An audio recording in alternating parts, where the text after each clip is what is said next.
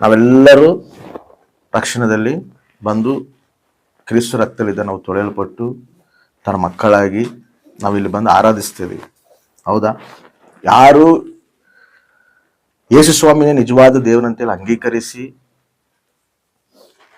ನಾವು ಪಾಪಿಗಳು, ನಮಗೆ ಬರುವಂಥ ಶಿಕ್ಷಣ, ದೇವರೇ ಮಾನವನಾಗಿ ಬಂದು ಆತ ನಮ್ಮ ಸಲುವಾಗಿ ತಾನು ಶಿಕ್ಷೆ ಹೊಂದಿ, ನಮಗೆ ಬರುವಂಥ ಶಿಕ್ಷೆ ಆತ ಹೊಂದಿ ತನ್ನ ರಕ್ತವನ್ನು ಚಿಂದಿಸಿ ಆ ರಕ್ತಲಿದ್ದ ನಮ್ಮನ್ನ ತೊಳೆದನು.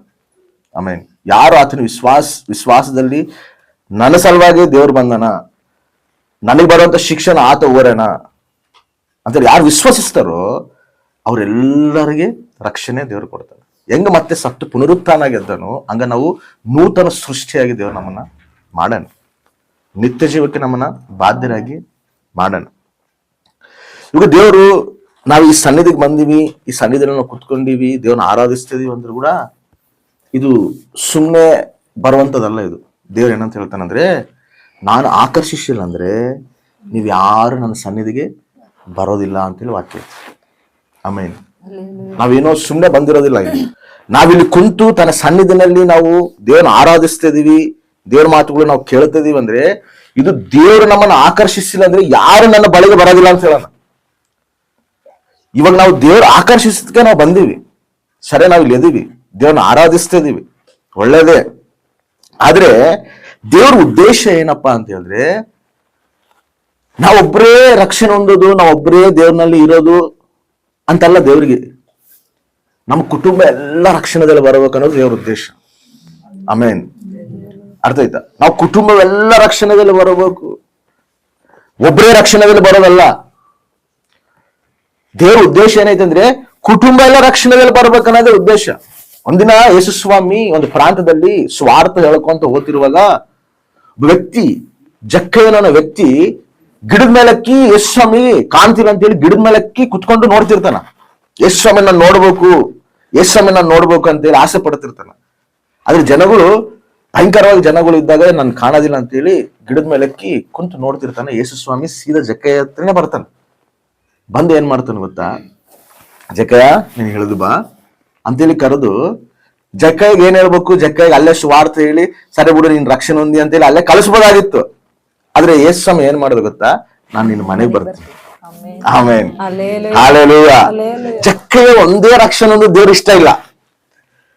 ಜಕ್ಕಯ್ಯನ ಮನೆಗೆ ಕರ್ಕೊಂಡೋಗಿ ಜಕ್ಕಯ್ಯನ ಮನೆಯಲ್ಲಿ ಏನಂತ ಹೇಳ್ತಾನೆ ಗೊತ್ತಾ? ಇವತ್ತು ಈ ಕುಟುಂಬಕ್ಕೆ ಎಲ್ಲರಿಗೆ ರಕ್ಷಣೆ ಬಂದೈತೆ.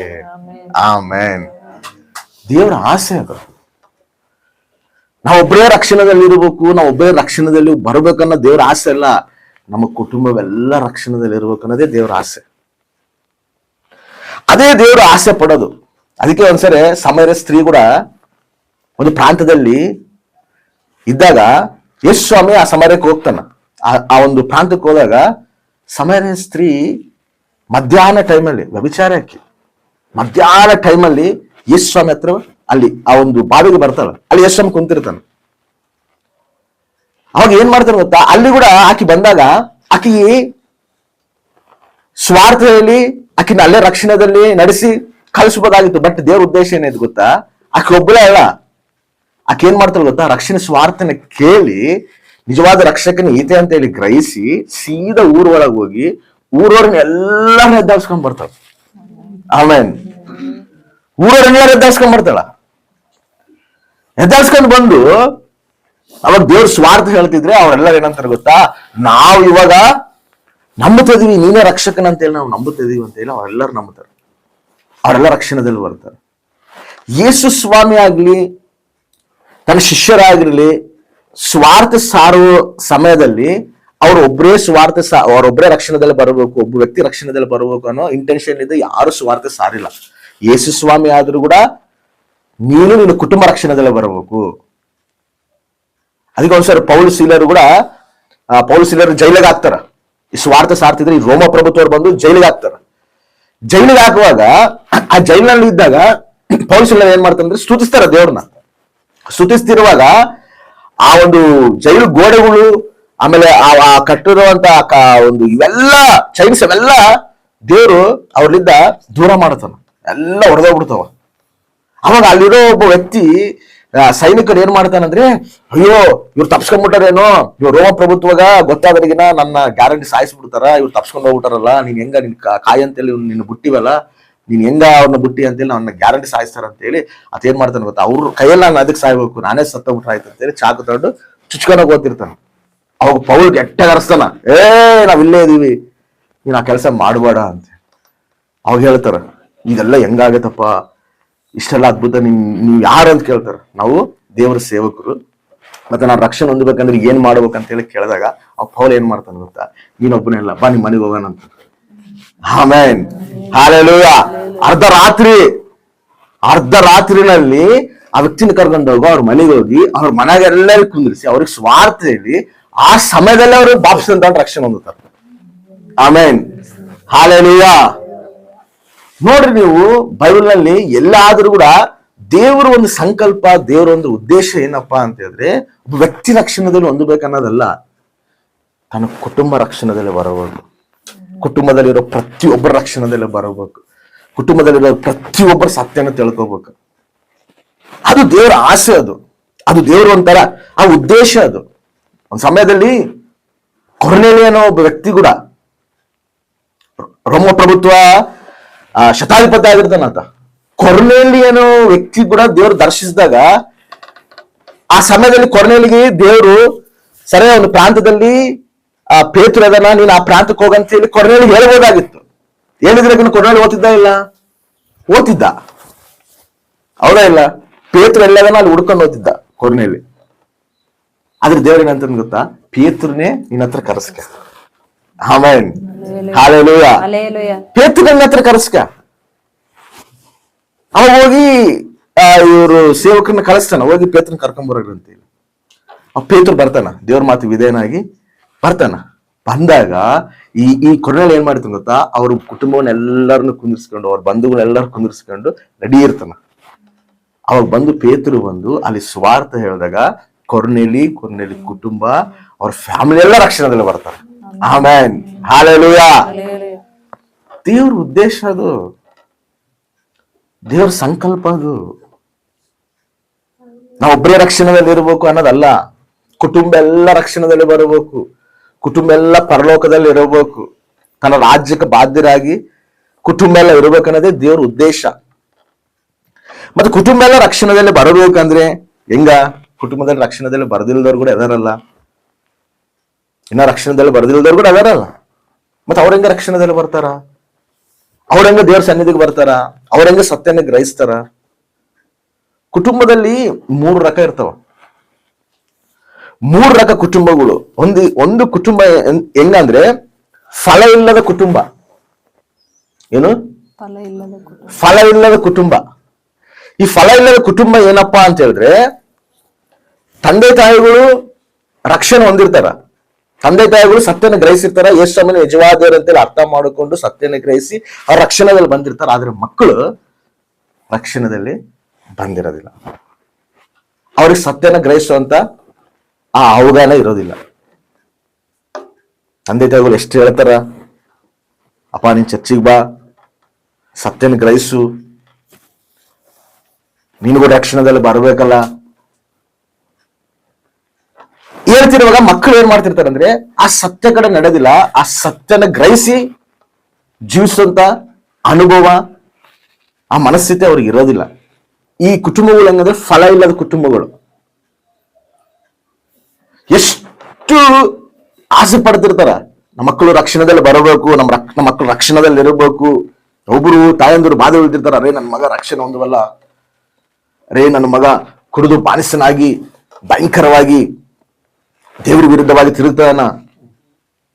ಬಾಧೆ ಅಲ್ಲ, ದುಃಖ ಅಲ್ಲ. ಈ ರೀತಿ ಕುಟುಂಬಗಳು ಹೆಂಗಪ್ಪ ಅಂತ ಹೇಳಿದ್ರೆ, ಇವರು ಭಯಂಕರವಾಗಿ ತಂದೆ ತಾಯಿಗಳಿಗೆ ಅವಿಧರಾಗಿ, ತಂದೆ ತಾಯಿಗಳಿಗೆ ನೋವು ತರುವಂತ ಮಕ್ಕಳಾಗಿ ಇವ್ರು ಜೀವಿಸ್ತಿರ್ತಾರ ಅನ್ನೋ ಮಾತು. ಇಂಥದ್ರಲ್ಲಿದ್ದ ಏನಾಗ್ತದೆ ಗೊತ್ತಾ, ಈ ಮಕ್ಕಳಿಂದ ಏನಾಗ್ತದೆ ಗೊತ್ತಾ, ಆ ಕುಟುಂಬ ಕೂಡ ಇಬ್ಬಂದಿ ಬರುವಂತ ಸ್ಥಿತಿ ಬರ್ತದೆ, ಆ ಕುಟುಂಬ ಕೂಡ ನಾಶನ ಆಗೋ ಸ್ಥಿತಿ ಬರ್ತದೆ. ಯಾರಲ್ಲಿದ್ದಪ್ಪ ಅಂದ್ರೆ ಈ ಮಕ್ಕಳಿದ್ದ. ಒಬ್ಬ ಯಾಜಕನು, ಏಲಿಯನ ಯಾಜಕನು, ಯಾಜಕ ಕೆಲಸ ಮಾಡ್ತಿರ್ತಾನ, ಪಾಸ್ಟರ್ ಕೆಲಸ ಮಾಡ್ತಿರ್ತಾನ.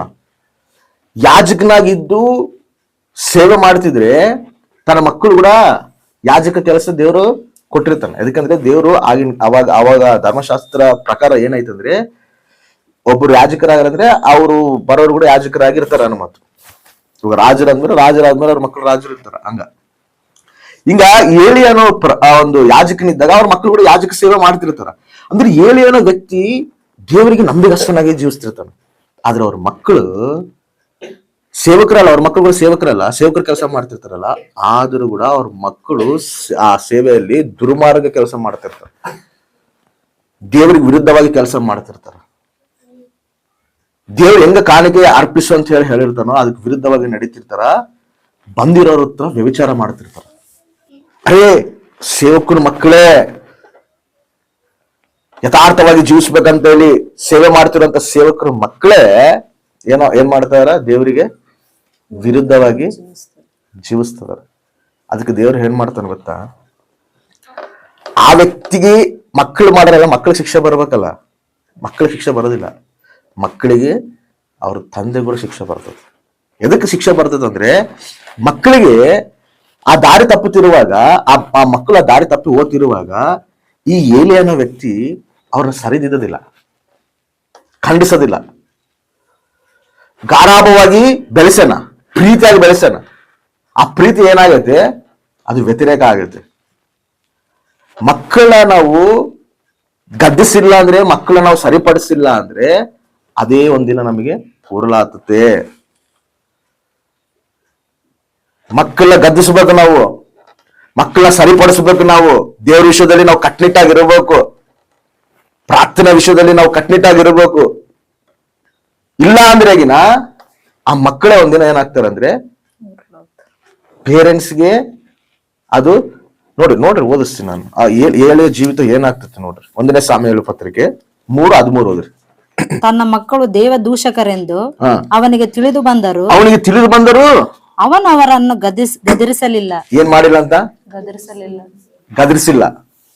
ಮಕ್ಕಳು ದೇವರ ವಿರುದ್ಧವಾಗಿ ನಡೀತಾ ಇದಾರ, ದೇವರ ಸನ್ನಿಧಿನಲ್ಲಿ ಸರಿಯಾದ ರೀತಿಯಲ್ಲಿ ಜೀವಿಸ್ತಿಲ್ಲ. ಆದ್ರೂ ಕೂಡ ಈ ತಂದೆ ಏನ್ ಮಾಡೋಣ ಗೊತ್ತಾ, ನನ್ನ ಮಕ್ಳಿಗೆ ಏನನ್ ಅಂದ್ರೆ ಬಾಧೆ ಬೀಳ್ತಾರೇನೋ, ನನ್ನ ಮಕ್ಳಿಗೆ ಏನನ್ ಅಂದ್ರೆ ನೋವು ಪಡ್ತಾರೇನೋ. ಅಂದ್ರೆ ಈ ಪ್ರೀತಿ ಏನಾಗತ್ತೆ ಅಂದ್ರೆ ಅವ್ರನ್ನ ಗಾರಾಭವಾಗಿ ಬೆಳೆಸ್ತಾರೆ. ಅದಕ್ಕ ದೇವ್ರ ಏನ್ ಮಾಡ್ತಾರೆ ನೋಡ್ರಿ, ಈ ಪಾಪದ ನಿಮಿತ್ತವಾಗಿ ಅವನ ಮನೆಯನ್ನು ನಿತ್ಯ ದಂಡನೆಗೆ ಗುರಿ ಮಾಡಿದ್ದೇನೆಂದು ಅವನಿಗೆ ಮೊದಲೇ ತಿಳಿಸಿದನು. ನೋಡ್ರ, ಮನೆನೇ ನಿತ್ಯ ದಂಡನೆಗೆ ದೇವ್ರ ಗುರಿ ಮಾಡೋಣ. ಯಾರ ಮನೆನ? ಏಳಿಯ ಮನೆಯವರ ಅಪರಾಧಕ್ಕೆ ಯಜ್ಞ ನೈವೇದ್ಯಗಳಿಂದ ಎಂದಿಗೂ ಪ್ರಾಯಶ್ಚಿತ್ತವಾಗುವುದಿಲ್ಲವೆಂಬುದಾಗಿ ಆಣೆ ಇಟ್ಟಿದ್ದೇನೆ ಎಂದು ಹೇಳಿದನು. ದೇವ್ರು ಹೇಳ್ತಾನೆ ಮಾತು, ಅವ್ರ ಮನೆನೇ ನಾಶನ ಮಾಡೋಣ. ತಾಯಿ ತಂದೆ ಕರೆಕ್ಟ್ ಆಗಿ ಮಕ್ಕಳನ್ನ ಈ ಚಿಕ್ಕಂದ್ರೆ ಇದ್ದಾಗಿದ್ದಾನೆ ಅವ್ರನ್ನ ಸರಿಯಾಗಿ ಬೆಳೆಸಬೇಕ. ಚಿಕ್ಕಂದ್ರೆ ಇದ್ದಾಗಿದ್ದಾಗೇನೆ ಅವ್ರನ್ನ ಸರಿಯಾದ ಕ್ರಮದಲ್ಲಿ ನಡೆಸಬೇಕು. ಇಲ್ಲಾಂದ್ರೆ ಏನಾಗ್ತದೆ ಹೇಳು, ಅದು ವ್ಯತಿರೇಕ ಆಗ್ತದೆ. ಅವಾಗ ಹೋಗಿ ನಾವು ಏನು ಸರಿಪಡಿಸ್ಬೇಕಂದ್ರೆ ಕೂಡ ಸರಿಪಡಿಸೋ ಸ್ಥಿತಿನಲ್ಲಿ ಇವ್ರಿಲ್ಲ. ಅರೇ ಒಬ್ಬ ಸೇವೆ ಮಾಡುತ್ತದಾರ, ಒಬ್ಬ ಸೇವಕರು ಅವ್ರ ಮಕ್ಕಳು ಹೆಂಗಿರ್ಬೇಕಪ್ಪ, ತಂದೆ ತಾಯಿಗಳ ಮಕ್ಕಳು, ಒಬ್ಬ ವಿಶ್ವಾಸಿ ಮಕ್ಕಳು ಹೆಂಗಿರ್ಬೇಕಂದ್ರೆ, ನಮ್ಮಲ್ಲಿದ್ದ ತಂದೆ ತಾಯಿಗಳಿಗೆ ನಾಶನ ಬರ್ತದಲ್ಲ, ನಮ್ಮಲ್ಲಿದ್ದ ದೇವ್ರ ಉಗ್ರತೆ ತಂದೆ ತಾಯಿಗಳ ಮೇಲೆ ಬರ್ತದಲ್ಲ ಅನ್ನೊಂದು ಭಯ, ಒಂದು ಭಕ್ತಿ ಇರಬೇಕು ಮಕ್ಕಳಲ್ಲಿ. ನಾವ್ ಹೆಂಗ್ ಬೇಕಂದ್ರೆ ಜೀವಿಸ್ತೀವಿ, ನಾವ್ ಹೆಂಗ್ ಬೇಕಾಗಿ ಇರ್ತೀವಿ ಅಂದ್ರೆ, ನೀನಿರ್ತಿ ಯಾರಿಗೆ ಬರ್ತದದು? ತಂದೆ ತಾಯಿಗಳಿಗೆ ಬರ್ತದದು. ಯಥಾರ್ಥವಾಗಿ ಜೀವಿಸುವಂತವರಾಗಿರ್ಬೇಕು, ದೇವರಲ್ಲಿ ಭಯಭಕ್ತಿ ಉಳ್ಳವರಾಗಿರ್ಬೇಕು. ಅರ್ಥ ಆಯ್ತು? ಅದಕ್ಕೆ ಜ್ಞಾನೋಕ್ತಿಗಳಲ್ಲೂ ಕೂಡ ಒಂದು ಮಾತು ಹೇಳ್ತಾನ. ಜ್ಞಾನೋಕ್ತಿಗಳು 22ನೇ ಅಧ್ಯಾಯ 6ನೇ ವಚನದಲ್ಲಿ ಒಂದು ಮಾತು ಹೇಳ್ತಾನ.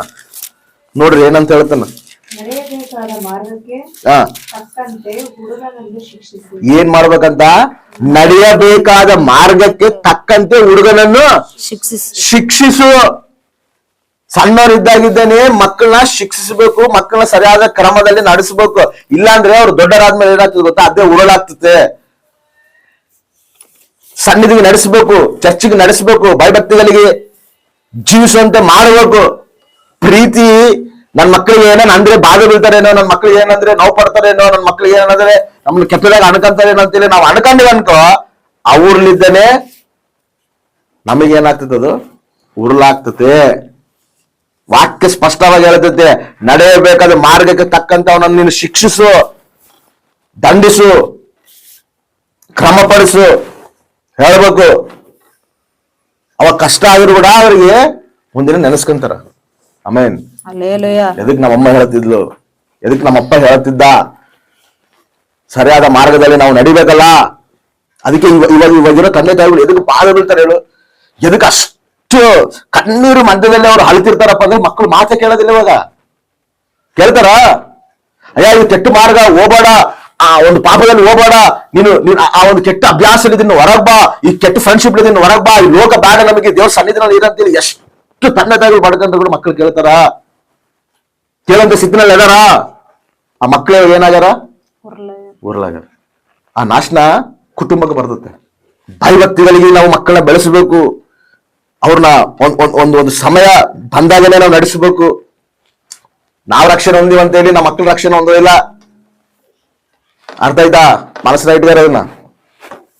ನಾವು ರಕ್ಷಣೆ ಹೊಂದಿವಲ್ಲ, ನಮ್ಮ ಮಕ್ಕಳು ಕೂಡ ರಕ್ಷಣೆ ಹೊಂದುತ್ತಾರ ಅಂತ ಅನ್ಕೊಳೋದು ಅದು ಭ್ರಮೆ. ನೀನು ಸರಿಯಾದ ಮಾರ್ಗದಲ್ಲಿ ನಡೆಸಿಲ್ಲ ಅಂದ್ರೆ ನಿನಗೆ ಬಂದಿರೋ ಆಶೀರ್ವಾದ ನಿನ್ ಮಕ್ಕಳಿಗೆ ಬರ್ಬೋದು, ರಕ್ಷಣೆ ಬರೋದಿಲ್ಲ. ಹಂಗ ರಕ್ಷಣೆ ಬರಂಗಿದ್ರೆ ಈ ಏಳಿಯಾಗಿರುವಂತ ಭಕ್ತಿ ಜೀವಿತಗೆ ಅವ್ರ ಮಕ್ಕಳು ಕೂಡ ರಕ್ಷಣೆ ಹೊಂದಬೇಕಾಗಿತ್ತು. ಎದಕ್ಕೊಂದಿಲ್ಲ? ಯಾಜಕನಲ್ಲ, ಸಾಮೇಲು ಪ್ರವಕ್ತ. ಎಂತ ಪ್ರವಕ್ತ ಆತ?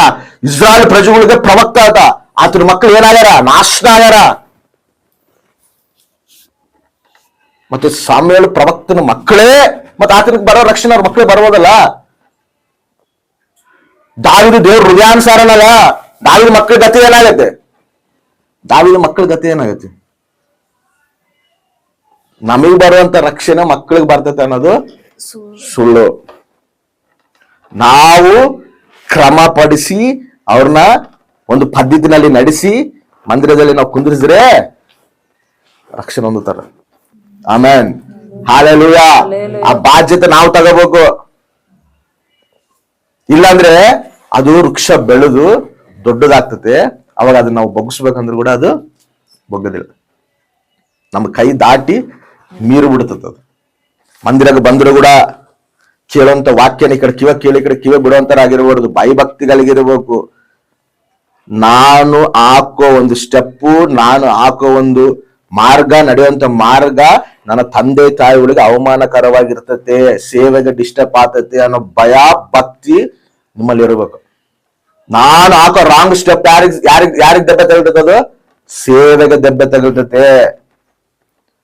ಅನೇಕರ ಮುಂದೆ ಅವಮಾನ ಪಾಲಾದ ಸ್ಥಿತಿಯಲ್ಲಿ ನಾನು ನನ್ನ ಕುಟುಂಬನ ತರಬಾರದು ಅನ್ನೋ ಭಯ ಭಕ್ತಿ ಇದ್ದು ಜಾಗೃತವಾಗಿ ನಡ್ಕೋಬೇಕು.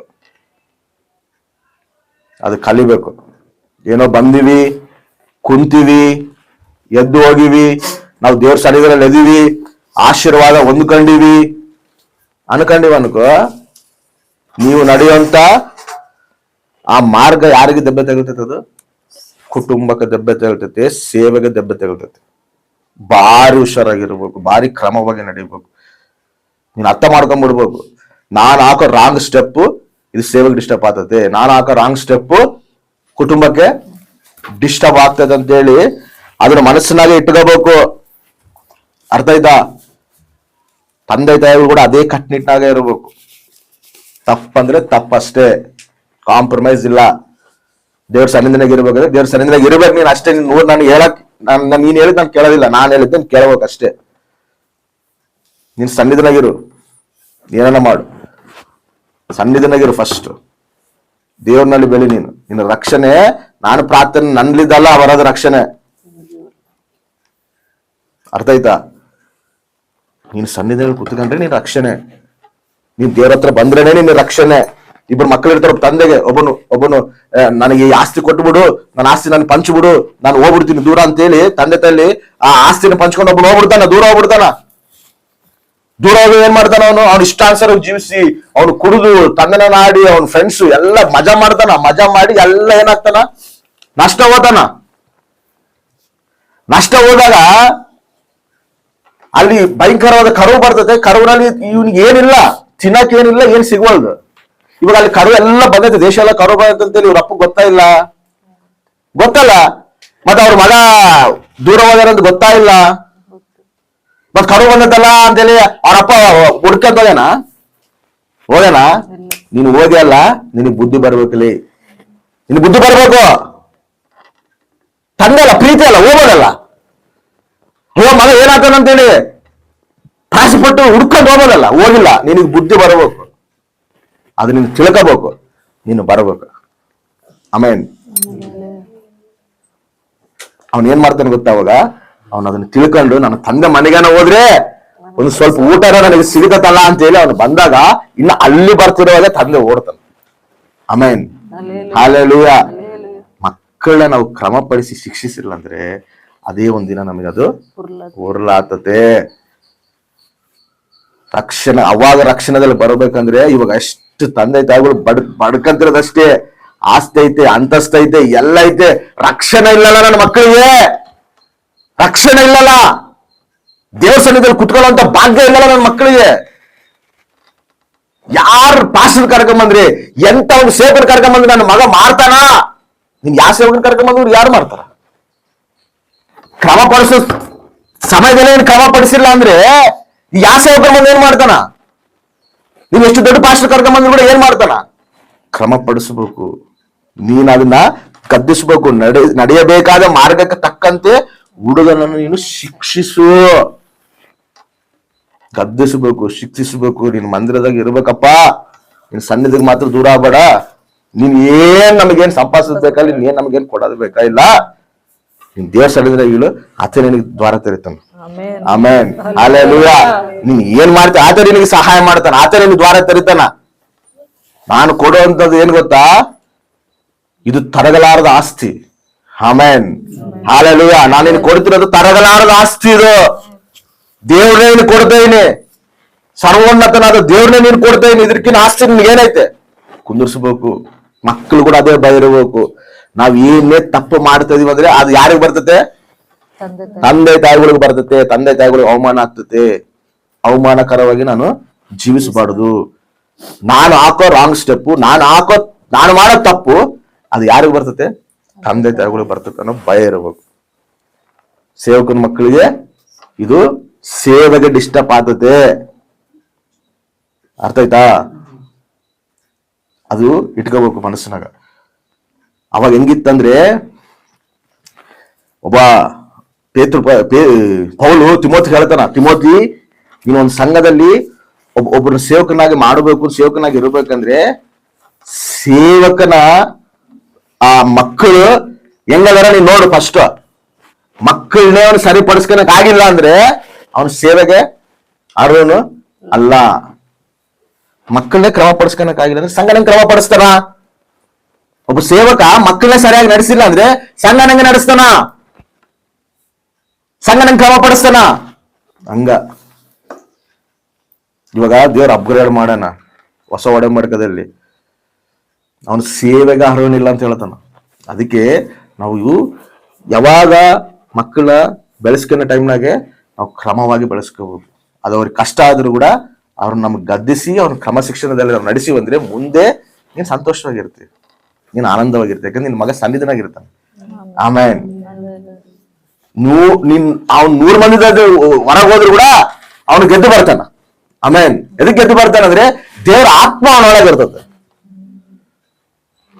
ಅವನು 100 ಮಂದಿ ತಿರುಗಿ ಬಂದ್ರು ಕೂಡ ನನ್ ಮಗ ಅದ್ರಾಗಿದ್ದು ತಪ್ಪಿಸ್ಕೊಂಡು ಬರ್ತಾನೆ. ಎದಕ್ ಬರ್ತಾನಂದ್ರೆ ನನ್ನ ಮಗನ ಹತ್ರ ಯಾರದಾರ? ದೇವ್ರದಾರ. ಆ ಜ್ಞಾನ ಎಲ್ಲಿ ಕಲ್ತಿರ್ತಾನ?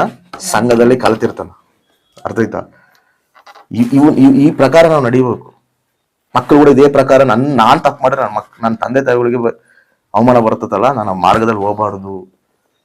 ಇವು ಒಂಥರ ಕುಟುಂಬ. ಅರ್ಥ ಆಯ್ತಾ?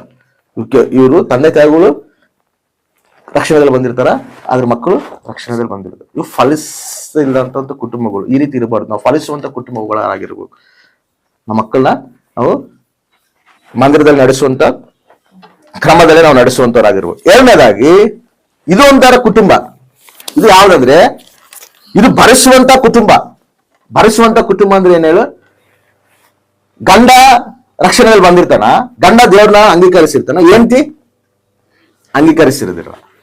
ಹೆಂಡತಿ ದೇವ್ರನ್ನ ಅಂಗೀಕರಿಸಿರ್ತಾರ, ಗಂಡ ಸರಿಯಾದ ಮಾರ್ಗದಲ್ಲಿ ನಡೀತಿರೋದಿಲ್ಲ.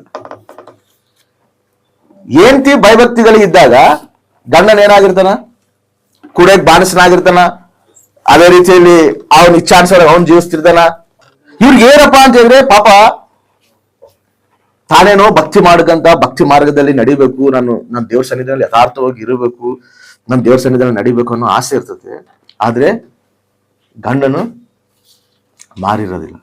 ಗಂಡನ ನಾವು ನಡೆಸ್ಕೋಬೇಕು, ಗಂಡನು ಕೂಡ ನಾವು ಆತನ ಒಳ್ಳೆ ಮಾರ್ಗದಲ್ಲಿ ನಡೆಸ್ಬೇಕಾದ್ರೆ ನಮ್ಗೆ ಏನಿರ್ಬೇಕು ಗೊತ್ತಾ, ಭರಿಸುವಂತ ಆ ಆತ್ಮ, ಆ ಶಕ್ತಿ ನಮ್ಮಲ್ಲಿ ಇರಬೇಕು, ಆ ಓರ್ಪು ನಮ್ಮಲ್ಲಿ ಇರಬೇಕು. ಗಂಡ ಮಾರಿಲ್ಲ, ಭರಿಸು, ಓರ್ಪುಗಳಿಗಿರು. ಕೇಳಬಲ್ಲ ನಿನ್ ಮಾತು, ಓರ್ಪುಗಳಿಗಿರು, ಭರಿಸು. ಒಂದ್ ಸಮಯ ಬರ್ತದೆ ನಿನಗೆ, ಆಮೇಲೆ ಒಂದ್ ಸಮಯ ಬರ್ತದೆ ನಿನಗೆ. ಆ ಸಮಯದಲ್ಲಿ ದೇವರ ಮಾರ್ಗ ತೆರೀತಾನ, ದೇವ್ರ ನಂಬಿಗಸ್ತನು. ಅಬಿಗೇಲನೋ ಒಬ್ಬ ವ್ಯಕ್ತಿ ಇರ್ತಾಳ, ಅವನ ಗಂಡನು ಕೂಡ ನಾಬಾನನು. ಅವನು ಐಶ್ವರ್ಯವಂತನು. ಎಷ್ಟು ಐಶ್ವರ್ಯವಂತನು ಅಂದ್ರೆ ಆ ಪ್ರಾಂತಕ್ಕೆಲ್ಲ ಐಶ್ವರ್ಯವಂತನು. ಅವನು ಹೆಂಡತಿ ಅಬಿಗೇಲು. ಇವನು ಫುಲ್ಲು ಕುರಿಗಳು ದನಗಳು ಭಯಂಕರವಾಗಿರ್ತಾವ. ಈ ಕುರಿಗಳಿಗೆ ಅವು ಕತ್ತರಿಸ್ತಾರ, ಮೇಲೆ ಕೂದ ಕತ್ತರಿಸ್ತಾರಲ್ಲ, ಅವನ್ನೆಲ್ಲ ಮಾರ್ತಾರ. ಅವು ಕತ್ತರಿಸ್ತಾರ ಅಂದ್ರೆ ಅವಕ್ಕೊಂದು ಹಬ್ಬ ಅವ್ರು, ಯಾಕಂದ್ರೆ ಅವನ್ನೆಲ್ಲ ಬಿಸ್ನೆಸ್ ಮಾಡ್ತಾರ ಅನ್ಮಾತು ಮಾರ್ಕನಾಗ. ಅದು ಕತ್ತರಿಸುವಾಗ ಆ ಸಂದರ್ಭದಲ್ಲಿ ದಾವೀದು ಅದೇ ಪ್ರಾಂತದಲ್ಲಿ ಇರ್ತಾನ, ಆ ಅಡವಿ ಪ್ರಾಂತದಲ್ಲಿ ಇರ್ತಾನ. ದಾವೀದ್ ಇದ್ದಾಗ, ದಾವೀದು ಆ ಪ್ರಾಂತದಲ್ಲಿ ಇದ್ದಾಗ ಈ ಧನವಂತನೇನು ಇರ್ತಾನಲ್ಲ, ಆ ಪ್ರಾಂತದಲ್ಲಿ ಇರ್ತಾನಲ್ಲ, ಅವ್ರಿಗೆಲ್ಲರಿಗೆ ದಾವೀದ್ ಪ್ರೊಟೆಕ್ಷನ್ ಅನ್ನೋ. ಮತ್ತು ಯಾರು ಬಂದು ಇವ್ರ ಮೇಲೆ ದಾಳಿ ಮಾಡಿದಿಲ್ದಂಗ ದಾವೀದ್ ಅಲ್ಲಿದ್ದು ಪ್ರೊಟೆಕ್ಷನ್ ಮಾಡ್ತಿರ್ತಾರೆ. ಯಾಕಂದ್ರೆ ಆಗಿನ ಕಾಲದಾಗ ಏನಂದ್ರೆ ಯಾವ್ದನ್ ಪ್ರಾಂತ ನೋಡಿದ್ರೆ ಇನ್ನೊಬ್ರು ಬಂದು, ರಾಜರು ಬಂದು ಆ ಪ್ರಾಂತನ ಆಕ್ರಮಿಸ್ಕೊಂಡ್ಬಿಡ್ತಾರ. ಹಂಗ ಬೇರೆ ಯಾರು ಬಂದು ಆಕ್ರಮಿಸ್ಕೊಂಡಂಗ ದಾವೀದು ಅಲ್ಲಿದ್ದು ಅವ್ರ ಪ್ರೊಟೆಕ್ಷನ್ ಇರ್ತಾನ ಅನ್ನೋ ಮಾತು. ದಾವೀದ್ ಕೂಡ ಆಕ್ಚುಲಿ ಹೇಳ್ಬೇಕಂದ್ರೆ ದಾವೀದ್ ಕೂಡ ಆಕ್ರಮಿಸ್ಕೋಬಹುದು ಅವ್ರನ್ನ. ದಾವೀದ್ ಅವ್ರ ಮೇಲೆ ಯುದ್ಧ ಮಾಡಿ ಅವ್ರನ್ನೆಲ್ಲ ಆಸ್ತಿನೆಲ್ಲ ತಗೊಂಡು ಅವ್ರನ್ನ ಬಾಣಿಸರಾಗಿ ಇಟ್ಕೋಬಹುದು. ಆ ರೀತಿ ಮಾಡಿಲ್ಲ ದಾವೀದು. ಸರಿ ಬಿಡು, ಬದುಕರಿ, ನೀವು ಚೆನ್ನಾಗಿರ್ರಿ ಅಂತ ಹೇಳಿ ಬಿಟ್ಬಿಡಣ. ಈ ಕೂದಲು ಒಣ್ಣೆ ಕತ್ತರಿಸ್ತಿರುವಾಗ ಆ ಸಂದರ್ಭದಲ್ಲಿ ದಾವೀದು ಕೆಲವು ಮಂದಿನ ಕಳಿಸ್ತಾನ. ನಾನು ಇಷ್ಟು ದಿನ ಅವ್ರಿಗೆ ಪ್ರೊಟೆಕ್ಷನ್ ಆಗಿದ್ದೀನಲ್ಲ, ಇಷ್ಟು ದಿನ ನಾವು ಅವ್ರನ್ನ ಕಾಪಾಡಿವಲ್ಲ, ಮತ್ತೆ ನಮಗೆ ಏನಾದ್ರು ಬಹುಮಾನ ಕೊಡ ಅಂತ ಹೇಳು. ಸ್ವಲ್ಪ ಮದುವೆ ಎಷ್ಟೆಲ್ಲ ಅಭಿವೃದ್ಧಿ ಒಂದೇನಲ್ಲ, ಸ್ವಲ್ಪ ಬಹುಮಾನ ಏನಾದ್ರು ನನಗೆ ಕಳ್ಸ ಅಂತ ಹೇಳಿ ಕಳಿಸ್ರೆ ಆ ವ್ಯಕ್ತಿ ಏನಂತಾನೆ ಗೊತ್ತಾ, ದಾವೀದ್ ಯಾರು ಅವ್ ಯಾರ ಸೇವಕನಲ್ಲಿ ಇದ್ದ ಅಲ್ಲಿದ್ದ ಓಡಿ ಬಂದಾನ, ಅವನ್ ಯಾರವನು ನಮಗೆ ಅಂದ್ರೆ ಇವನು ಕುಡಿದು ಮತ್ತಿನಲ್ಲಿ ಹೆಂಗ್ ಸಿಕ್ಕರಂಗ್ ಮಾತಾಡ್ತಿರ್ತಾನ. ಅದು ಶಿಷ್ಯರು ಬಂದು ದಾವೀದಿಗೆ ಹೇಳ್ತಾರ. ಒಂದ್ ಹೇಳಿದ್ರೆ ಇನ್ನೊಂದು 10 ಮಿಕ್ಸ್ ಮಾಡಿ ಹೇಳ್ತಾರೆ ಯಾರನ್ನಾಗ್ಲಿ. ಇನ್ನು ದಾವೀದಿಗೆ ಮಾತು ಹೇಳಿದಾಗ ದಾವೀದಿಗೆ ಸಿಟ್ಟು ಬರ್ತದೆ. ಏನ್ ನನಗೆ ಇಂಥ ಮಾತು ಮಾತಾಡೋಣ ಅಂತ ಹೇಳಿ 400 ಜನ ಅಕ್ಕೊಂಡು ದಾವೀದು ಬರ್ತಾನ. ಒಬ್ಬರು ಕೂಡ ಉಳಿಬಾರ್ದು, ಒಬ್ಬರು ಕೂಡ. ಅವನ ಅಷ್ಟ ಐಶ್ವರ್ಯವಂತನಂದ್ರೆ ಅವನ ಕೆಲಸ ಮಾಡೋರೆ ಎಷ್ಟು ಜನ ಇರ್ತಾರ. ಯಾವ ವ್ಯಕ್ತಿ ಕೂಡ ಒಬ್ಬ ಗಂಡಸು ಕೂಡ ಇರಬಾರ್ದು, ಪ್ರತಿ ಒಬ್ಬನ ರಕ್ತಪಾತ ಆಗ್ಬೇಕಂತ ಹೇಳಿ ದಾವೀದು ತೀರ್ಮಾನ ತಗೊಂಡು ದೇವ್ರನ್ನ ಕೇಳಿ ಬರ್ತಿರ್ತಾನ. ಎಲ್ಲ 400 ಜನ ನಕ್ಕಂತ ಬರ್ತಿರ್ತಾನ. ಆ ಮಾತು ಈ ಅಬಿಗೇಲ್ ಅವ್ರು ಏನ್ ತಿರ್ತಾರಲ್ಲ, ಅವ್ರ ಏನ್ ತಿಂಗ್ ಗೊತ್ತಾಗುತ್ತೆ. ಬಂದು ಒಬ್ಬ ಸೇವಕ ಬಂದು ಹೇಳ್ತಾನೆ, ಹಿಂಗ ನಿನ್ ಗಂಡ ಹಿಂಗ್ ಮಾಡ್ಬಿಟ್ಟನ, ಕುಡ್ದು ವಿಷಯನಲ್ಲಿ ಏನ್ ಸಿಕ್ಕದ್ ಮಾತಾಡ್ಬಿಟ್ಟನ, ಇವಾಗ ದಾವೀದು ಬರ್ತದಾನ, ಖಚಿತವಾಗಿ ನನ್ ಎಲ್ಲರೂ ನಾಶ ಮಾಡ್ಬಿಡ್ತಾನೆ, ನಿನ್ ಗಂಡ್ಲಿದ್ದ ನಮ್ಗೆಲ್ಲರಿಗೂ ಬಂದ್ಬಿಟ್ಟತೆ ಅಂತ ಹೇಳಿದ್ರೆ ತಾನ ಏನ್ ಮಾಡ್ತಾವ ಗೊತ್ತಾ, ಹೋಗಿ ಅವ್ರ ಗಂಡಗ ಹೇಳೋಣ ಅಂತಂದ್ರೆ ಅವ್ನ್ ಕುಡ್ದು ನಿಶನಾಗ ಇರ್ತಾನ. ಇವ್ನಿಗೆ ಏನಾದ್ರು ಕೂಡ ಇವಾಗ ವೇಸ್ಟ್. ಏನ್ ಹೇಳಿದ್ರು ಕೂಡ ಆ ನಿಶನಾಗ ಹೇಳಿದ್ರು ಕೂಡ ಬರ್ದು ಕೂಡ ಯಾ ದಾವೀದ ಅಂತಾನ. ದಾವೀದು ಮೊದಲೇ ಯುದ್ಧಶೂರನು. ಈನ್ ಹೇಳಿದ್ರು ಕೂಡ ವೇಸ್ಟ್ ಅಂತೇಳಿ ಆಕೆ ಏನ್ ಮಾಡ್ತಾಳೆ ಗೊತ್ತಾ, ಎಲ್ಲ ಬಹುಮಾನಗಳು, ರೊಟ್ಟಿ, ಏನೇನಿರ್ತಾವ ಎಲ್ಲದನ್ನ ತುಂಬಿಸ್ಕೊಂಡು ಒಂದು ಕತ್ತೆ ಮೇಲೆ ಹಾಕಿರ ಅಂತೇಳಿ, ಕತ್ತೆ ಮೇಲೆ ಬಹುಮಾನಗಳೆಲ್ಲ ತಗೊಂಬಂದು ಅದಕ್ಕೆ ಹಾಕಿ ಈಕೆ ಒಂದು ಕತ್ತೆ ತಗೊಂಡು ಹೋಗ್ತಾಳೆ, ಹೋಗಣ್ರಿ ಅಂತೇಳಿ. ಅವಾಗೇ ದಾವೀದ್ ಬರ್ತಿರ್ತಾರೆ 400 ಜನ ಹಾಕೊಂಡು. ಈಕೆ ಸೀದಾ ಹೋಗಿ ದಾವೀದನಿಗೆ ಎದುರು ಹೋಗ್ತಾಳ. ಎದುರು ಹೋಗಿ ಸೀದಾ ದಾವೀದಿಗೆ ಸಾಷ್ಟಾಂಗ ಪಡ್ತಾಳ. ಅಂತೇಳಿ, ಯಾರಮ್ಮ ನೀನು ಅಂತೇಳಿ, ನಿನ್ನ ಸೇವಕಳಪ್ಪ ನಾನು, ನನ್ನ ಗಂಡನೇ ನಿನಗೆ ತಿರುಗಾಟ ಮಾಡಿರೋದು, ನನ್ನ ಗಂಡನ್ ಮಾಡಿರೋ ತಪ್ಪನ ನಿನಗೆ ಕ್ಷಮಿಸ್ಬಿಡಯ್ಯ ಅಂತೇಳಿ ಈಕೆ ಹೋಗಿ ಕ್ಷಮಾಪಣೆ ಕೇಳಿ ತನ್ನ ಒಂದು ಕಾಣಿಕೆನ ಆಕಿ ಕೊಡ್ತಾಳೆ ಈಕಿ. ಅವಾಗ ದಾವೀದ ಈಕಿನ ನೋಡಿ ಯಾರನ್ನ ಕ್ಷಮಿಸ್ತಾನ? ಗಂಡನ ಕ್ಷಮಿಸ್ತಾನ. ಆಮೆನ್. ಈಕೆ ಭಕ್ತಿನ ನೋಡಿ ಯಾರನ್ನ ಕ್ಷಮಿಸ್ತಾನ? ಗಂಡನ ಕ್ಷಮಿಸ್ತಾನ ದಾವೀದು. ನಾವು ಭಯಭಕ್ತಿಗಳಿಗೆ ಜೀವಿಸಿ, ನಾವು ದೇವರಿಗೆ ಯಥಾರ್ಥವಾಗಿ ನಾವು ಜೀವಿಸಿದಾಗ, ನಾವು ಹೋಗಿ ದೇವರಿಗೆ ಸಾಷ್ಟಾಂಗ ಪಟ್ಟು ನಾವು ಕೇಳಿದಾಗ ನಮ್ಮನ್ನ ನೋಡಿ ಗಂಡನ ಕ್ಷಮಿಸ್ತಾನ. ನಿನ್ನ ಉಗ್ರತೆ ದೇವಾ, ನಿನ್ನ ಉಗ್ರತೆ ನನ್ನ ಗಂಡನ ಮೇಲೆ ಬರಬಾರದು. ನನ್ನ ಗಂಡ ಅಯೋಗ್ಯನೇ, ನನ್ನ ಗಂಡ ಸರಿಯಾದ ಮಾರ್ಗದಾಗ ಇಲ್ಲ, ಗ್ರಹಿಪನಾಗಿಲ್ಲ, ಅದನ್ನೇ ನನ್ನ ಗಂಡನ ಮೇಲೆ ಉಗ್ರತೆ ಬರಬಾರ್ದು. ದಾವೀದನ್ ಹೆಂಗ ಹೋಗಿ ಸಂಧಿಸಿ ದರ್ಶಿಸಿ, ನನ್ನ ಗಂಡಿಗೆ ನೀನ್ ಏನ್ ಮಾಡ್ಬೇಡಪ್ಪ, ನೀ ಶಿಕ್ಷೆ ನನ್ನ ಗಂಡನ ಮೇಲೆ ಬರಬಾರ್ದು ಅಂತ ಹೆಂಗ ಅಡ್ಡ ಬೀಳ್ತಾಳೋ, ಹಂಗ ಒಬ್ಬ ಸ್ತ್ರೀ ತನ್ನ ಗಂಡಗಾಗಿ ಹಂಗ ಮೊರೆ ಹೋಗ್ಬೇಕ. ಆಮೇನ್. ಮೊರೆ ಹೋದಾಗ ಗಂಡನ, ಈ ಸ್ತ್ರೀ ಒಂದು ಭಕ್ತಿನ ನೋಡಿ ಗಂಡನ ಕ್ಷಮಿಸ್ತಾನ, ಕಾಪಾಡತಾನ. ಇನ್ನ ಹಂಗೆ ತಿರುಗುಬಾಟು ಮಾಡಿ, ಇನ್ನ ಹಂಗೆ ಇದನ್ನ ಇನ್ನ ವೈರಾಗ್ಯವಾಗಿ ಇನ್ನ ಹಂಗೆ ಜೀವಿಸ್ತಾನ ಅಂತ ಹೇಳಿದ್ರೆ ದೇವರು ಹೊತ್ತು ಬಿಡ್ತಾನ. ನಿಜ. ಈ ಅಬಿಗಲ್ ಅದನ್ನೇ ಮಾಡೋದು. ದೇವ್ರ ಆಕಿಯನ್ನಾಗ ಹೇಳ್ತಾಳ, ಕಾಪಾಡ್ತಾನ. ದಾವೀದ ಬ್ಯಾಡ ಅಂತ ಬಿಟ್ಟು ಬಿಡ್ತಾನ. ಬಿಟ್ಟಾಗ ಈಕಿ ಬಂದು ಹೇಳ್ತಾಳ, ಹೋದಾಗ ಹೇಳ್ಬೇಕಂತ ಹೋಗ್ತಾಳ, ಮನೆಗೆ ವಾಪಸ್ ಬಂದ್ಬಿಡ್ತಾಳ, ಎಲ್ಲ ಕೊಟ್ಟು ವಾಪಸ್ ಬರ್ತಾಳ.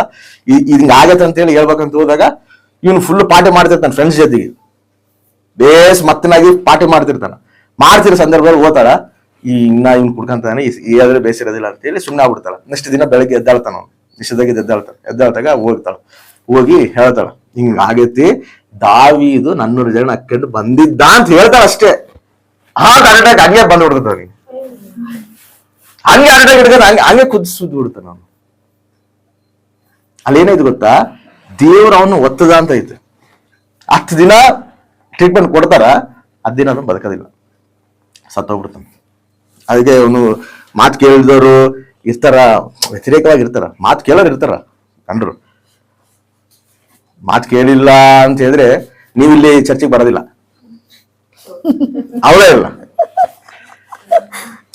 ಮಾತು ಕೇಳಿಲ್ಲ ಅಂದ್ರೆ ನೀವೇ ಚರ್ಚೆಗೆ ಬರ್ತೀರಿ. ಇಲ್ಲಿ ನೀವ್ ಹೆಂಗ್ ಗೊತ್ತೀನಿ ಅಂತ ಹೇಳಿ ಕುಂದಿರ್ಸ್ತಾರ. ಅಷ್ಟು ಮಾತು ಕೇಳ್ತಾ ಅನ್ಕಾಬಟ್ಟೆ ನಾವಿಲ್ಲಿ ಆರಾಧಿಸ್ತೇವೆ. ಆಮೇನ್. ಹಲ್ಲೆಲೂಯಾ. ಹೌದಾ ಇಲ್ಲ? ಹಂಗ ಮಾತೇ ಕೇಳಿದ್ರೆ ಚರ್ಚ್ ಬೇಡ, ಏನು ಬೇಡ ಪೂಜೆ ಮಾಡಂತ ಅವ್ನು ಒತ್ತಾನ. ಹಂಗೆ ಒತ್ತೇ ಎಷ್ಟು ಜನ ದೂರ ಆಗಿರೋದು ಇವಾಗ. ಇವನ್ ಬೇಡ ನಿನಗೆ, ಇವನಿದ್ರೆ ನೀನು ನನಗೆ ಹತ್ರ ಆಗೋದಿಲ್ಲ, ನೀನು ಇವನಿದ್ರೆ ನನಗೆ ನೀನು ದೂರ ಆಗ್ತಿ. ಅದಕ್ಕೆ ಇವನ್ನ ಒತ್ತಿ ಅವ್ ದಾವೀದ ಏನ್ ಮಾಡ್ತಾರ ಗೊತ್ತಾ, ಸೇವಕನ ಕಳಿಸ್ತಾರ, ಹೋಗಿ ಅಭಿಮೇಲಕನ ಕರ್ಕೊಂಬ, ನಾನು ಮದುವೆ ಮಾಡ್ಕೊಂತೀನಿ. ಆಮೇನ್. ಹಂಗ ಅವನ್ನ ದೂರ ಮಾಡಿ ದೇವ್ರು ನಿನ್ನ ಹತ್ರ ಮಾಡ್ಕೊಂತಾನ. ಹಲ್ಲೆಲೂಯಾ. ಅದು ದೇವ್ರು ಸಂಕಲ್ಪ. ನಮ್ಮ ಭಕ್ತಿ ಹೆಂಗಿರ್ಬೇಕಂದ್ರೆ ಬರೆಸ್ಬೇಕು. ಟೈಮ್ ಬರ್ತೈತೆ, ಆ ಟೈಮ್ ಬರೋವರೆಗೂ ನಾವು ಜಾಗೃತೆಗಳಿಗಿರ್ಬೇಕು. ಇದೆಲ್ಲ 1ನೇ ಸಾಮ್ಯೇಲ ಪತ್ರಿಕೆ 25ನೇ ಅಧ್ಯಾಯದಲ್ಲಿ ಇರ್ತೈತೆ. ನೀವು ಹೋಗಿ ಧ್ಯಾನ ಮಾಡಿರ್ತೀನಿ. 1ನೇ ಸಾಮ್ಯೇಲ ಪತ್ರಿಕೆ 25ನೇ ಅಧ್ಯಾಯ ನಾನು ಹೇಳಿರೋ ಸ್ಟೋರಿ ಎಲ್ಲ ಇರ್ತೈತಿ ಇದ್ರಾಗ. ಆ ವ್ಯಕ್ತಿ ಹೆಂಗಿದ್ದ, ಈ ಅಭಿಮೇಲಕರು ಹೋಗಿ ದಾವೀದನ ಹೆಂಗ ಸಂದರ್ಶಿಸಿದ್ಲು, ಹೆಂಗ ದೇವರ ಈಕಿನ ಕಾಪಾಡ್ದ ಅನ್ನೋದು ವಿಷಯಗಳೆಲ್ಲ 1ನೇ ಸಾಮ್ಯೇಲ ಪತ್ರಿಕೆ 25ನೇ ಅಧ್ಯಾಯದಲ್ಲಿ ಇರ್ತೈತೆ. ಅರ್ಥ ಆಯ್ತಾ? 3ನೇದು ಲಾಸ್ಟ್ದು ಏನಪ್ಪಾ ಅಂತ ಹೇಳಿದ್ರೆ, ಆಶೀರ್ವಾದ ಹೊಂದಿರುವಂತ ಕುಟುಂಬ ಇದು. ಆಮೇನ್. ಇದು ಯಾವ ಕುಟುಂಬ? ಆಶೀರ್ವಾದ ಹೊಂದಿರುವಂತ ಕುಟುಂಬ. ಹೆಂಗಪ್ಪ ಆಶೀರ್ವಾದ ಅಂತ ಹೇಳಿದ್ರೆ, ಅದಕ್ಕೆ ಯೆಹೋಶುವನ ಒಂದು ಮಾತು ಹೇಳ್ತಾನೆ, ನಾನು ನನ್ನ ಕುಟುಂಬದವರು ಯೆಹೋವನನ್ನೇ ನಾವು ಸೇವಿಸ್ತೀವಿ. ಆಮೇನ್. ಈ ಆಶೀರ್ವಾದ ಹೊಂದಿರೋ ಕುಟುಂಬ ಏನಂದ್ರೆ, ತಾವು ತನ್ನ ಮಕ್ಕಳು ಎಲ್ಲರೂ ಕೂಡ ದೇವ್ರನ್ನ ಆರಾಧಿಸುವಂತ ಮಕ್ಕಳು, ದೇವ್ರನ್ನ ಸ್ತುತಿಸುವಂತ ಮಕ್ಕಳು, ದೇವ್ರನ್ನ ಸೇವಿಸುವಂತ ಮಕ್ಕಳು. ಇವರೆಲ್ಲರೂ ದೇವ್ರ ಸನ್ನಿಧಿಯಲ್ಲಿ ಕಾಣ್ತಾರೆ. ಇವರೆಲ್ಲರೂ ದೇವರಿಗೆ ಸನ್ನಿಹಿತರಾಗಿರ್ತಾರೆ ಅನ್ನೋ ಮಾತು. ಈ ಕುಟುಂಬ ದೇವರಿಂದ ಆಶೀರ್ವಾದ ಹೊಂದಿರುವಂತ ಕುಟುಂಬ. ಹೆಂಗಪ್ಪ ಅಂತ ಹೇಳಿದ್ರೆ, ಕುಟುಂಬದಲ್ಲಿ ಮೇನ್ ಏನ್ ಇರ್ಬೇಕಪ್ಪ ಅಂತ ಹೇಳಿದ್ರೆ, ಕುಟುಂಬದಲ್ಲಿ ಮೇನ್ ಆಶೀರ್ವಾದ ಹೊಂದಿರ್ಬೇಕಂದ್ರೆ ಏನಿರ್ಬೇಕಂದ್ರೆ ಬಲಿಪೀಠ ಇರಬೇಕು. ಬಲಿಪೀಠ ಎದಕ್ಕೆ ಇರ್ಬೇಕಂದ್ರೆ, ಬಲಿಪೀಠನಲ್ಲಿ ಏನಪ್ಪಾ ಬಲಿಪೀಠ ಅಂದ್ರೆ ಏನು? ಬಲಿಪೀಠ ಯಾವ ಸಾದೃಶ್ಯ? ಸಿಲುಬೆಗೆ ಸಾದೃಶ್ಯ. ಯಾವುದೇ ಇಲ್ಲ. ಬಲಿಪೀಠ ಮೇಲೆ ಏನಿಡ್ತಾರ? ಬಲಿಪಶು ಇಡ್ತಾರ. ಆ ಬಲಿಪಶು ಯಾರು? ಕ್ರಿಸ್ತೇ. ರಕ್ತ ಚಿಂದಿಸ್ತಾರ. ಆ ರಕ್ತ ಪರಿಶುದ್ಧ ರಕ್ತ, ಕ್ರಿಸ್ತದ ರಕ್ತ. ಅದು ಅಗ್ನಿ ಸುಡ್ತಾರ, ಅಗ್ನಿ ಬರ್ತತೆ, ಮೇಲಿದ್ದ ಅಗ್ನಿ ಬರ್ತತೆ. ಈ ಅಗ್ನಿ ಯಾವ್ದಕ್ಕೆ ಸಾದೃಶ್ಯ? ಪರಿಶುದ್ಧಾತ್ಮಕ ಸಾದೃಶ್ಯ. ನಿನ್ನ ಮನೆನ ಒಂದು ಬಲಿಪೀಠ ಆಗ್ಬೇಕು. ಇದು ಒಂದು ಬಲಿಪೀಠ. ಇದನ್ನೇನಂತಾರೆ? ಇದನ್ನ ಬಲಿಪೀಠ. ಇದು ಈ ಬಲಿಪೀಠ ಮೇಲೆ ಇದು ದೇವರು, ವಾಕ್ಯನೇ ದೇವರು, ಕ್ರಿಸ್ತು. ಪರಿಶುದ್ಧಾತ್ಮ ಅಭಿಷೇಕಲಿದ್ದನೇ ನಾವು ನಿಮಗೆ ಪ್ರಕಟಿಸ್ತೇವೆ.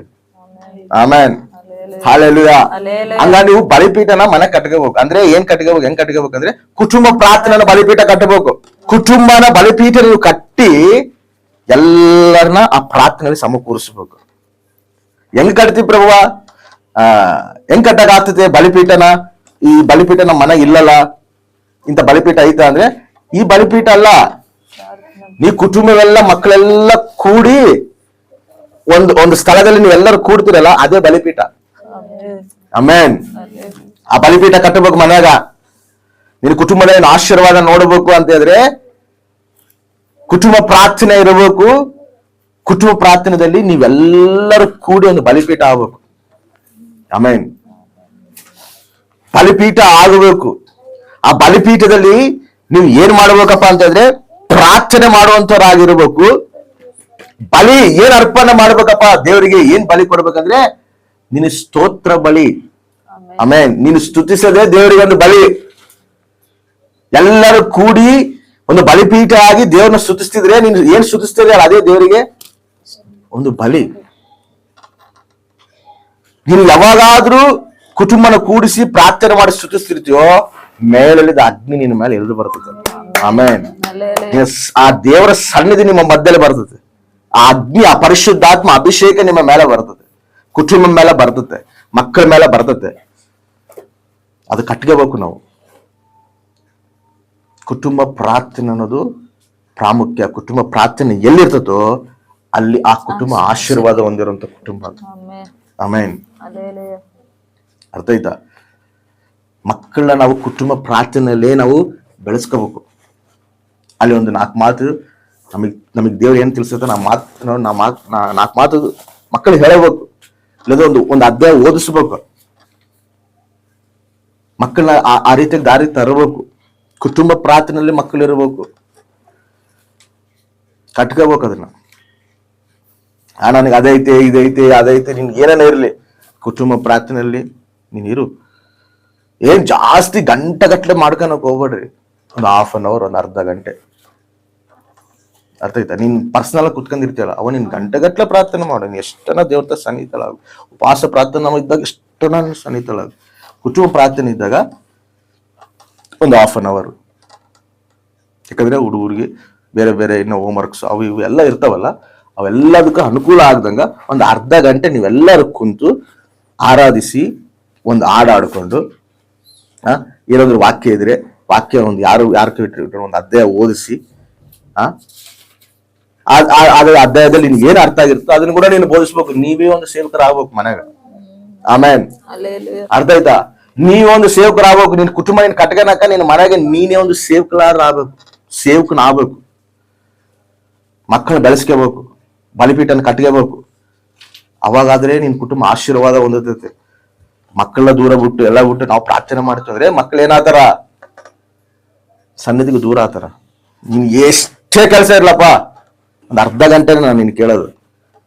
ಬೆಳಿಗ್ಗೆಲ್ಲ ನೀನು ಸ್ಕೂಲು ಕಾಲೇಜು ಎಲ್ಲ ತಿರುಗಿರ್ತೀರಾ ಇಲ್ಲ, ಸಾಯಂಕಾಲ ಅರ್ಧ ಗಂಟೆ ಕುಟುಂಬ ಪ್ರಾರ್ಥನೆಯಲ್ಲಿ ಕುತ್ಕರಿ. ಎಲ್ಲರೂ ಕುತ್ಕೊಳ್ಳೋಣ, ಬಲಿಪೀಠ ಕಟ್ಟೋಣ. ಬಲಿಪೀಠ ನಾವು ಕಟ್ಟಬೇಕು, ಪ್ರಾರ್ಥಿಸೋಣ. ನಾವು ಪರಿಶುದ್ಧಾತ್ಮ ಅಭಿಷೇಕ ನಮ್ಮ ಮೇಲೆ ಎಳೆದು ಬರಬೇಕು. ಆಮೇನ್. ಆ ಅಭಿಷೇಕ ಹೊಂದಿರುವಂತ ಕುಟುಂಬ ನಾವು ಆಗ್ಬೇಕು, ಆ ಜನಾಂಗ ನಾವು ಆಗ್ಬೇಕು. ಆ ರೀತಿ ನಾವು ನಡೆಯುವಂತವ್ರಾಗಿರ್ಬೇಕು. ಹಂಗ ಕಟ್ಕೋಬೇಕು ನಾವು ಕುಟುಂಬನ, ಹಂಗ ಆಶೀರ್ವಾದ ಹೊಂದಬೇಕು ನಾವು. ಈ ರೀತಿಯಾಗಿದ್ದಾಗ ದೇವರು ನಮ್ಮನ್ನ ಇನ್ನೂ ಅಭಿವೃದ್ಧಿ ಪಡಿಸ್ತಾನೆ, ಇನ್ನೂ ಸಾಕ್ಷಿಯಾಗಿ ನಿಂದಿಸ್ತಾನೆ. ಇನ್ನೂ ತನ್ನ ಚಿತ್ತ ಏನೇನಾಯ್ತೋ ಇನ್ನೂ ನಮ್ಮ ಮೇಲೆ ನಾನು ಇನ್ನೂ ಅತಿಯಾದ ಬಾಧ್ಯತೆ ನಮಗೆ ಕೊಟ್ಟು ನಡೆಸ್ತಾನೆ. ಆಮೇನ್.